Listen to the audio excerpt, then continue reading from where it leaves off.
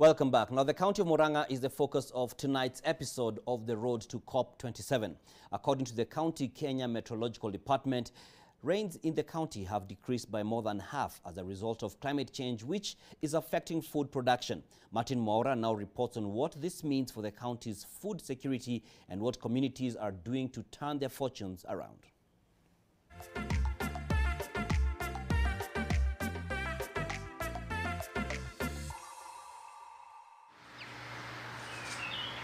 We meet Helen Wanjogo, manager at the Sabasaba Agribusiness Farmers Cooperative Society, busy waiting for farmers to deliver their produce. She tells me that some time back, this place would have been a beehive of activity as farmers deliver their green bananas, and you could not even find a place to stand. According to Helen, the minimal rainfall experienced in the county has profoundly affected banana production. I've been here for the last 10 years na hatujaiona ukame imefika hapo imefika saa hii. Tumekuwa tukifanya 40 tons a month na kwa sasa tunafanya 12 to 15 tons a month, which is a very big drop. She noted that the high market demand is not being met as they are getting more orders than they can supply. Hakuna ndizi, tumeshindwa kusatisfy wanunuzi wetu. Na pia ndizi ambazo ananiletea ni ambazo hazijakomaa, kwa maana akingoja zikomae zinaibiwa na kwenye shamba. Bananas grow well with annual rainfall of between 1,000 and 2,500 millimeters, whereas optimal yields require a well-distributed annual rainfall of more than 1,400 millimeters. She revealed that the area has been receiving less than average amount of rainfall, affecting the quality of bananas that the farmers are harvesting and in turn affecting the prices. Low production of bananas has impacted the market trends, with demand currently being higher than the supply. For the first time nimeanza kuona ndizi zinaibiwa kama hazijakomaa kwa mashamba. Kawaida yetu tuna deal na ndizi ambayo imekomaa, lakini kwa sasa inabidi tunachukua ndizi yenye imebakisha kiasi kwa sababu ikikaa kwa shamba inaibiwa. A local farmer, Daniel Mohia from Kegumo sub-county, who has farmed banana for over 40 years, says he has been greatly affected by the prolonged dry spells. Mandizi beleni,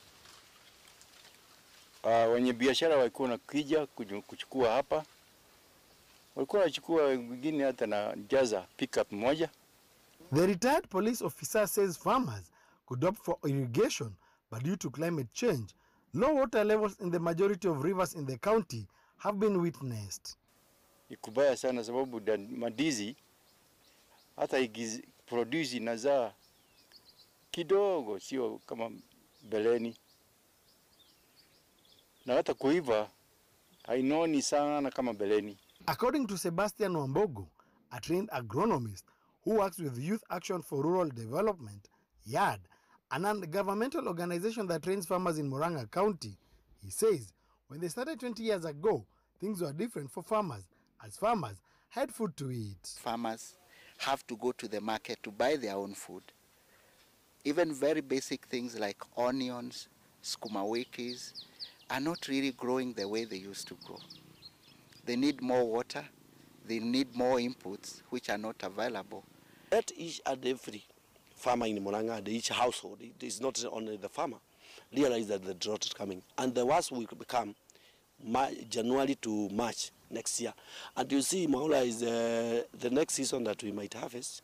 It is March, April, May next year, which means in August.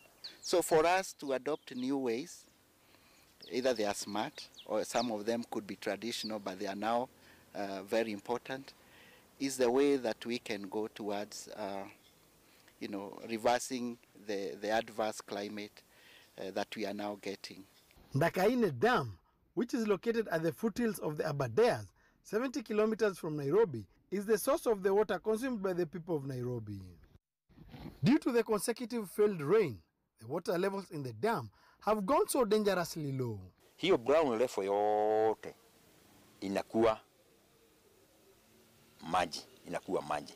Paka pahali unaona shoreline, unaona miti pahali imeanzia, hapo ndio maji inafika. Saa hii unaona hii shimo iko hapa.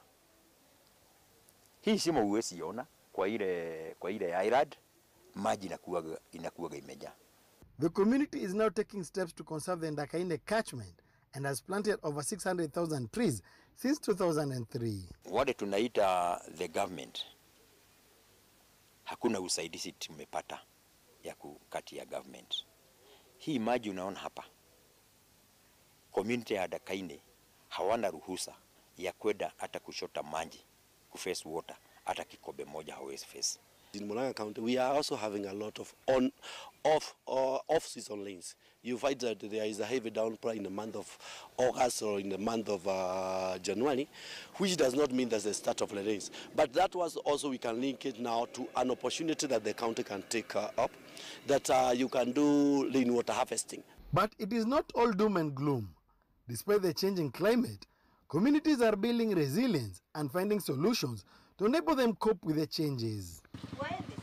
For John Magiro, founder of Magiro Hydroelectricity Limited based in Mathia constituency, he started the project that sought to avail a cheaper and eco-friendly energy source for the rural community towards improving their livelihoods. Magiro has set up 3 hydropower stations producing over 100 kilowatts, which he has connected to over 8,000 residents. But he too has been impacted by the low water levels. Production capacity that we are producing here, it is like the half of the production that we normally produce the time we have a lot of the rain season. Magiro has even set up a cold room for the local farmers at the Gekoi market to store their produce to help them reduce wastage as they wait to find markets. And then you see after they store here, after the price, it go up. The price of the avocado here, it go up even up to per pieces of avocado, it go up to 15 bob. So you realize that the time that the avocado, the price is low, after you put in the container, we add more value because the avocado will be 3 times the price wanauzia the local broker. To help fight climate change, carbon emissions and air pollution, Magiro has also introduced electric motorcycles to the residents. Na already imesaidia sana juu mambo ya kupollute air, hakuna hiyo like the other motorbike, hata ikiguruma hata ikiwa jiani, hata huwezi kia kama inaguruma. Locals are also embracing solar-powered cooking methods to help mitigate climate change. We meet a team of women being trained on how to make and use the parabolic solar cookers. So the moment we leave the trees to grow, we are going to have more rains and we are going to have less of the climate change impact, like prolonged droughts and the floods. They will be of great help and great improvement to the health of those who will be using the jikos. In Ithanga sub-county in Gatanga constituency, the residents have come up with modern economical jikos that reduce use of firewood by 80% as a way to curb deforestation. Martin Mora, NTV, Murang'a County.